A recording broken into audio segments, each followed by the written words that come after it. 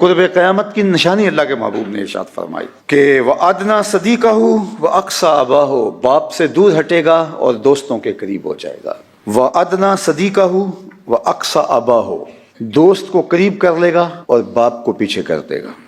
دوستوں کے ساتھ رویہ بہت اچھا ہوگا اور باپ کے ساتھ رویہ وہ نہیں ہوگا۔ باپ اگر بلائے گا، کسی کام کے لیے بھیجنا چاہے گا تو اولاد سستی کا مظاہرہ کرے گی، اور اگر دوست بلائے گا تو چھلانگ لگا کر کے بھی اٹھ کے دوڑ کے دوست کی بات سننے کے لیے چلا جائے گا۔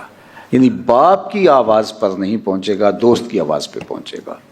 باپ کی آرزو ہوگی کہ میری اولاد میرے پاس بیٹھے، میں اس سے بات کروں، تو اولاد کے پاس وقت نہیں ہوگا، مصروفیات بہت ساری ہوں گی، لیکن دوستوں کے لیے روزانہ وقت نکالے گا۔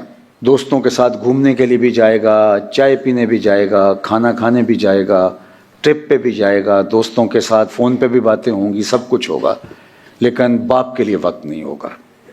حالانکہ اگر یہ سب کچھ باپ کے ساتھ کیا ہوتا تو جو دعائیں یہاں سے ملتی وہ آپ کو وہاں سے نہیں مل سکتی۔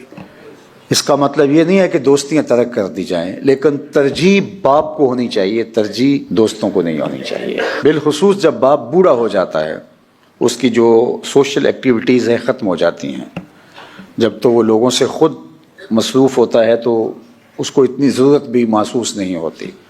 عمومی طور پہ جو بستر سے ماں باپ لگ جاتے ہیں، بیمار ہو جاتے ہیں، تو وہ سارا دن گھر کے اندر اپنی اولاد کا انتظار کرتے ہیں کہ شام کو میرا بیٹا آئے گا، اور بیٹا آتا ہے، کمرے میں داخل ہوا، باپ کو سلام لیا، اور ابو کیسے ہیں، اور نکل گیا۔ 10 منٹ وہ اپنے بچوں کے ساتھ بیٹھا، پھر گھومنے کے لیے دوستوں کے پاس باہر چائے خانہ پہ 3 گھنٹے گزار کے آیا۔ جب پھر واپس آیا تو رات 11 بجے 12 بجے باپ کو پھر انتظار تھا۔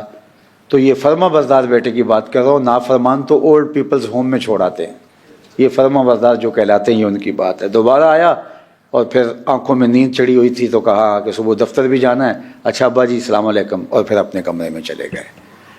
24 گھنٹے کے انتظار کے بعد 2 مرتبہ ملا، السلام علیکم، اچھا ابا جی السلام علیکم۔ جس کی سوشل ایکٹیویٹیز کو، جس نے اپنی جوانی اس پہ لگائی تھی، جس نے اپنی زندگی کے روز و شب اس پہ لگائے تھے، جس نے ساری کمائی اس کے نام کر دی تھی، آج اس کے لیے وقت نہیں ہے، اور یہ قرب قیامت میں ہوگا اور آپ اپنی آنکھوں سے دیکھ رہے ہیں۔ یہ کسی بوڑھے سے پوچھیے جو بستر سے لگا ہوا ہے اور اس کے 4 بیٹے ہیں، 5 بیٹے ہیں، 6 بیٹے ہیں، کوئی بھی اس کو وقت دینے کے لیے تیار نہیں ہے۔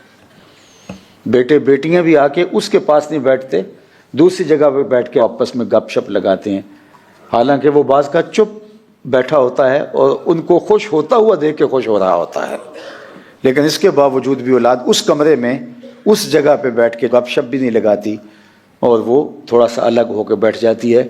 اصل جب وہ اس عمر کو پہنچے گی تو اس کو پتہ چلے گا کہ اولاد کی کس قدر ضرورت ہوتی ہے ماں باپ کو۔ وہ پاس خالی بیٹھے رہے ہوں، ماں اور باپ تو صرف چہرہ اولاد کا تکتے رہے تو ان کے اندر سکون اترتا رہتا ہے۔ وہ دوائیاں فائدہ نہیں دیتی جو اولاد کا چہرہ فائدہ دیتا ہے۔